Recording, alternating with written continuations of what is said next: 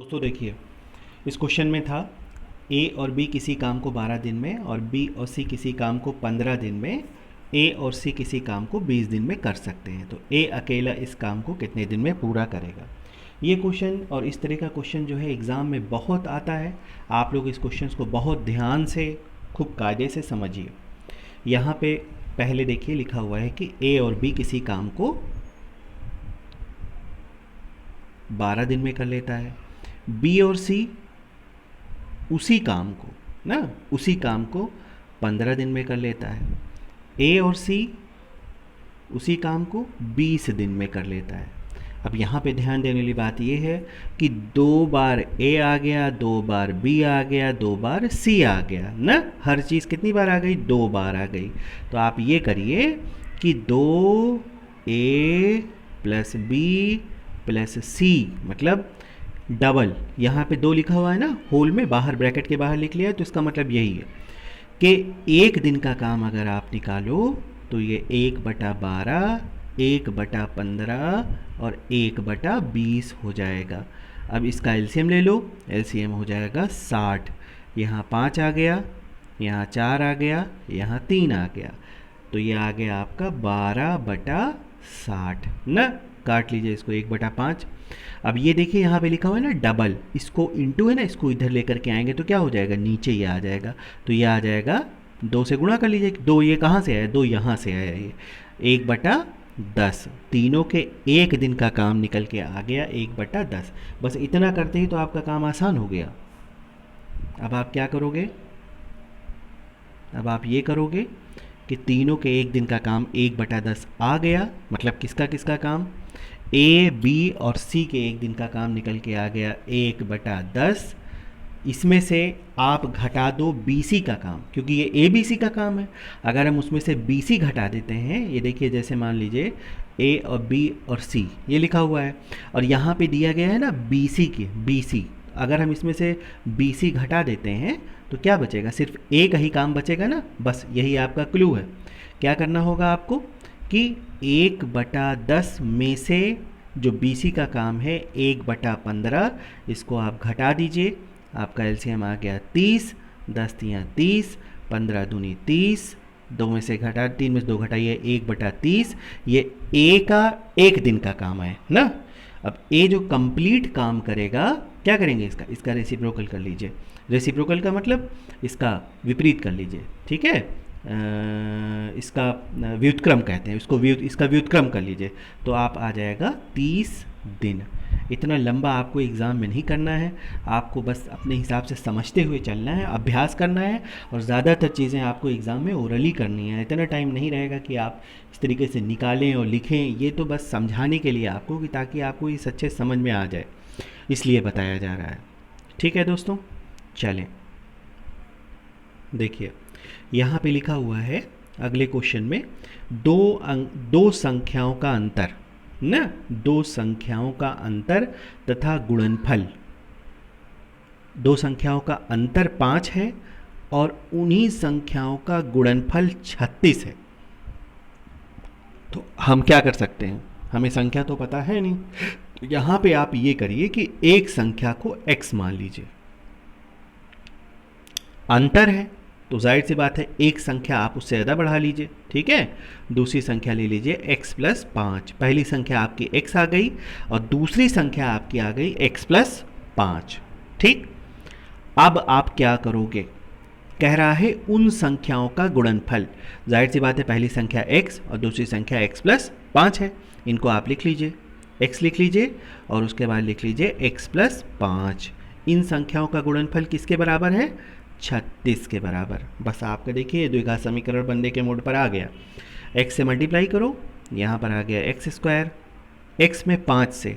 एक बात यहाँ पे जान लीजिए, ये बहुत गलती होती है, हालांकि आप लोग जिस लेवल पे तैयारी कर रहे हैं इस तरह की गलतियाँ नहीं होंगी। ब्रैकेट के अंदर आप वैल्यू जो लिखे हुए हैं और ब्रैकेट के बाहर जो वैल्यू है उससे पूरी संख्या से मल्टीप्लाई होता है। जैसे यहाँ x से x से मल्टीप्लाई हो गया, x² हो गया। x में जब 5 से मल्टीप्लाई हुआ तो क्या हो जाएगा बताइए? 5x हो जाएगा, ठीक है। 36 ये आ गया आपका, ठीक। अब ये 36 है ना, इसको इधर लेकर के आइए द्विघात समीकरण पूरी तरह से कंप्लीट करने के लिए कि x² प्लस 5x प्लस 36 बराबर 0। X square plus 5x minus 36 होगा, माइनस 36, माइनस 136 नहीं, माइनस 36। ठीक है, क्योंकि यहाँ पर प्लस में है ना, ये जब इधर आएगा तो इसका साइन चेंज हो जाएगा। अब इसका फैक्टर निकाल लो, फैक्टर निकालो बस सीधे सीधे। 9 और 4 ले लो, ठीक है। 9 में से 4 घटाने पर 5 आएगा।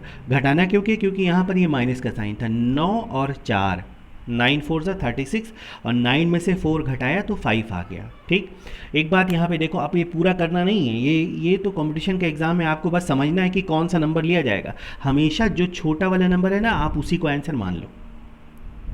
हमेशा जो छोटा नंबर है आप उसी को आंसर मान लो। मतलब उत्तर क्या आ गया आपका? उत्तर आ गया 4। 9 नहीं, 9 काट दीजिए, बड़ा नंबर नहीं लेना है, आपको छोटा नंबर लेना है 4। ठीक है, आपका एक उत्तर मिल गया। अब आप देखो क्या करोगे। कह रहा है कि हाँ, मतलब एक आपका आंसर क्या आ गया था, माना हमने 4 माना, और दूसरा क्या हो सकता है बताइए जल्दी से। क्या माना था? x प्लस 5 माना था ना, तो दूसरा हो जाएगा 9। ठीक, अब आप इसका व्युत्क्रम कह रहा है, व्युत्क्रम में हमने बताया कि इसका 1 के 1 के बटे में लिख लिया जाता है। अब आप क्या करो, 36 ले लो, 4 9 36। ठीक है, व्युत्क्रमों का अंतर कहा है, व्युत्क्रमों का जोड़ नहीं कहा, व्युत्क्रमों का अंतर कहा है। 9 4 ज़ा 36। ठीक, 9 में से 4 घटा लो, 5 और बटे में 36। ये देखो 5 बटा 36 इसी का आंसर हो जाएगा। ठीक, इस तरीके से इस क्वेश्चन को सॉल्व किया जाएगा। चलिए अगले क्वेश्चन पे आ जाएं। चलिए देखिए, किसी 2 अंकी संख्या के अंकों का गुणनफल 6 है। 2 अंकी संख्या है, ध्यान दीजिएगा। 2 अंकी संख्या क्या हो सकती है? कोई भी संख्या हो सकती है, आपको पता तो है नहीं। 12 भी हो सकता है, 14 भी हो सकता है, 16 भी हो सकता है, लेकिन 236 नहीं हो सकता है, क्योंकि उसमें 3 अंक हो जाएंगे। 2 अंकी संख्या के अंकों का गुणनफल 6। ठीक है, तो हम एक संख्या मान लेते हैं x, एक संख्या मान लेते हैं y। ठीक, अब इन दोनों का गुणनफल 6 है, तो आपका इक्वेशन एक ये बन गई। अब उन संख्या में 9 जोड़ने पर प्राप्त संख्या, अच्छा ये बताइए संख्या क्या होगी? इसमें समझने वाली बात ये है ना, इस अंक को आप दहाई का अंक मानिए, इस अंक को आप इकाई का अंक मानिए। ये हमने अंक लिया हुआ है, लेकिन जब हम नंबर लिखेंगे तो ये हो जाएगा 10x प्लस वाई। ध्यान देना, ये नंबर है, क्योंकि हमेशा जब नंबर लिखा जाता है, जैसे मान लो लिखा है यहाँ पे 23, तो 23 में 2 नहीं है, 23 में 20 और 3 23 होता है ना। 2 और 3 23 थोड़ी होता है, 20 और 3। तो जो नंबर है आपका, जो अंक है वो तो 2 और 3 है, लेकिन इसमें अब अगर इसको पूरा नंबर लिखेंगे, पूरा अंक, पूरी संख्या लिखेंगे, तो ये 20 और 3 है। इसी तरीके से आप मान लीजिए कि इकाई के दहाई के स्थान पे x है और इकाई के स्थान पे y है। ठीक, ये आपका हो गया। ठीक, हाँ, अब यहाँ पे कहा जा रहा है उस संख्या में 9 जोड़ने पर ना, अब अगर हम इस संख्या में 9 जोड़ दें तो अंकों का स्थान बदल जाता है, अंक बदल जाता है, संख्या नहीं अंक बदल जाता है। मतलब आपका क्या हो जाएगा बताइए? यहाँ पर हो जाएगा 10y प्लस x, अंकों का स्थान बदल जाता है। जो x के स्थान पर है वो y के स्थान पे आ जाता है, इकाई दहाई के स्थान पे, और दहाई इकाई के स्थान पे आ जाता है। ठीक, अब इस क्वेश्चन को हमको आगे के स्टेप पे बढ़ा के सॉल्व करना है। ठीक है, देखो कैसे करेंगे, बहुत ज़्यादा लिखने की ज़रूरत नहीं है। यहाँ देखो, यहाँ पे है 10x, यहाँ पे है प्लस x, इधर आ गया तो क्या हो गया? इधर आ गया तो हो गया आपका 9x ना। उसके बाद यहाँ पर देखो y है, और ये जब 10y बराबर के दूसरी तरफ आएगा तो क्या हो जाएगा? -9y। ठीक, और उसके बाद 9 को आप उधर भेज दो, 9 को आप इस तरफ भेज दो, तो ये प्लस है इसलिए इधर जाएगा तो माइनस आ जाएगा। ठीक है, अब आप क्या करो इसमें, अब आप ये करो कि 9 देखो तीनों कॉमन दिख रहा है ना, इसको हटा दो, इसको 9 को कॉमन मान लो, तो आ जाएगा x माइनस वाई बराबर -1। ठीक है, बराबर 0 आ गया। अब इस 9 से कोई लेना देना नहीं है। आपके पास 2 संख्या आ गई, एक आ गई x y बराबर 6, और दूसरी संख्या जो आ गई आपकी वो आ गई, क्या आ गई आपकी? आ गई x माइनस वाई बराबर -1।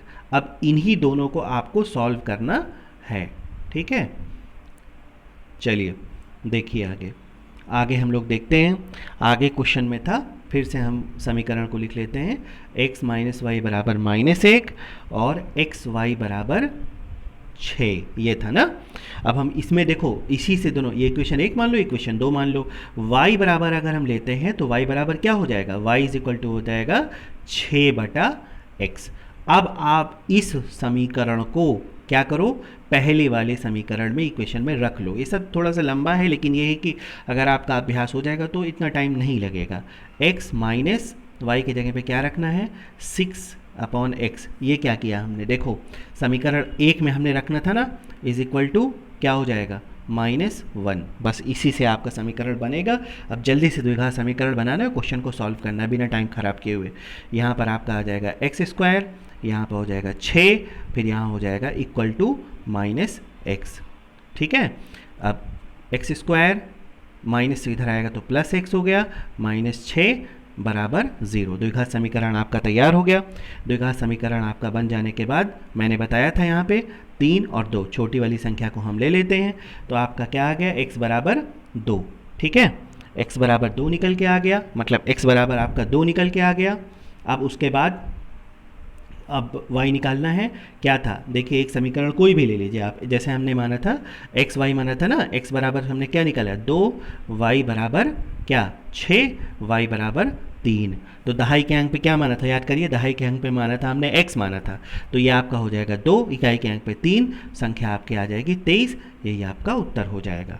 थोड़ा सा लंबा क्वेश्चन है, अगर आपको समझने में दिक्कत होती है तो हमको दोबारा बताइएगा, हम आपको फिर से समझाएंगे, बोर्ड पे समझा देंगे, बोर्ड पे समझा देंगे, तो जैसे होगा वैसे समझाएंगे आपको। ठीक है, चलें अगले क्वेश्चन पे आ जाइए। अगला क्वेश्चन है आपका, यदि संख्या 11 से विभाजित है। इस तरह का क्वेश्चन पिछले पेपर में भी आया था, याद करिए, मैंने आपको सॉल्व करवाया था। इस क्वेश्चन को सॉल्व करने का सबसे बेहतर तरीका ये है कि आप ऑप्शन से चलिए, ऑप्शन में जो 3-4 ऑप्शन उसको रख के देख लीजिए, वैसे भी आपको समझ में आ जाएगा। अगर हम 5 रख लेते हैं तो ये 11 से पूरा विभाजित हो जाएगा। ठीक है, भाग दे लीजिएगा इसको, आप अपना भाग दे लीजिएगा, भाग दे के सॉल्व कर लीजिएगा। बड़ी छोटी सी चीज़ है भाग देना, भाग दे लीजिएगा अपने से। चलें अगले क्वेश्चन पे आ जाइए। देखिए अगला क्वेश्चन है आपका कि 20वीं सदी के स्वशिक्षित, देखिए ये लिखा है स्वशिक्षित भारतीय गणित के प्रतिभावान व्यक्ति कौन थे। सबसे ज़्यादा जान लीजिए, सबसे लेटेस्ट जो थे, जो महान वैज्ञानिक और गणितज्ञ थे, वो श्रीनिवास रामानुज थे। और जो तमाम 2-3 ऑप्शंस दिए हुए हैं जिसमें आर्यभट्ट वगैरह, ये सब बहुत पहले के हैं। जो सबसे लेटेस्ट थे प्रतिभावान स्वशिक्षित भारतीय गणितज्ञ जो थे, वो श्रीनिवास रामानुज थे। ठीक है, चलें अगले क्वेश्चंस पे। अगला क्वेश्चन है आपका कि एक खंभे में एक, बढ़िया क्वेश्चन है, बहुत अच्छा क्वेश्चन है। एक खंभे का 4/7 भाग कीचड़ में धंसा हुआ है। ठीक है, चलें अब हमको लंबाई का पता नहीं, पहले क्वेश्चन पढ़िए। 4/7 भाग कीचड़ में धंसा हुआ है। जब धंसे हुए भाग का 1/3 भाग बाहर खींच लिया जाता है तो पाया जाता है कि 8 मीटर का खंभा अभी भी कीचड़ में है। तो पूरे खंभे की लंबाई निकालो। ठीक है, देखो सबसे पहले हम यह मान लेते हैं कि पूरा खंभा कितने मीटर का है, x मीटर लंबा है। ठीक, 4/7 भाग कीचड़ में धंसा हुआ है, 4/7 हम ले लेते हैं। चलो भैया ठीक, तो मतलब कितना हिस्सा हो गया, 4x/7 हिस्सा कीचड़ में धंसा हुआ है। धंसे हुए भाग का 1/3 भाग, धंसे हुए भाग का 1/3 भाग बाहर खींच लिया जाता है, मतलब 1/3। इसका 4x/7 का 1/3 कितना हो गया, 4x/21 भाग जो है वो आपका बाहर निकाल लिया जाता है। तो पाया गया कि अभी भी 8 मीटर का खंभा जो है वो आपका कीचड़ में धंसा हुआ है। तो पूरे कीचड़ की लंबाई, मतलब पूरे खंभे की, चलिए दोस्तों इस क्वेश्चन को एक बार दोबारा देख लेते हैं क्योंकि मिट गया हुआ है। ठीक है, तो हमने क्या माना था, हमने माना था कि जो है